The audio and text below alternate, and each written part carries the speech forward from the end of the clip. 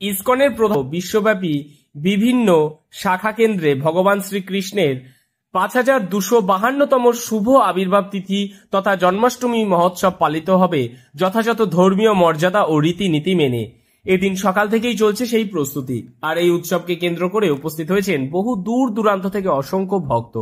ISKCON সূত্রে জানা যায়, এদিন সকাল 10টার পর থেকে শুরু হবে বিশেষ পুজো ও হোমযজ্ঞ। হরে কৃষ্ণ, সবাইকে শুভ জন্মাষ্টমী। আজকে শ্রীকৃষ্ণের জন্মদিবস, তো তার জন্য আমাদের সকাল ভোর 4:30 থেকে মঙ্গলারতি তার দর্শন করার জন্য রাধা মাধবকে বিভিন্ন দেশ বিদেশে অনেক ভক্তরা এখানে সমাগম হয়েছে। তার জন্য বিভিন্ন সিকিউরিটি আর পুলিশ থেকে ক্রাউড কন্ট্রোল অ্যারেঞ্জমেন্ট করা হয়েছে, যেহেতু সবাই সুস্থভাবে দর্শন করতে পারে ভগবানের। ইসকন সূত্রে আরো জানা যায়, আজ 16ই আগস্ট 2025 শনিবার পালন করা হবে শ্রীকৃষ্ণের আবির্ভাব জন্মাষ্টমী ও আগামীকাল 17ই আগস্ট 2025 রবিবার পালিত হবে নন্দোৎসব। ইসকন প্রতিষ্ঠাতা আচার্য এসি ভক্তি বেদান্ত স্বামী প্রভুপাদের 129তম জন্মজয়ন্তী পালন করা হবে।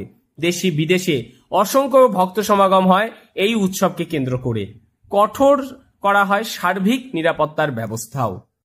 তার থেকে আজকে পুরো দিন ভগবানের নাম কীর্তন চলবে।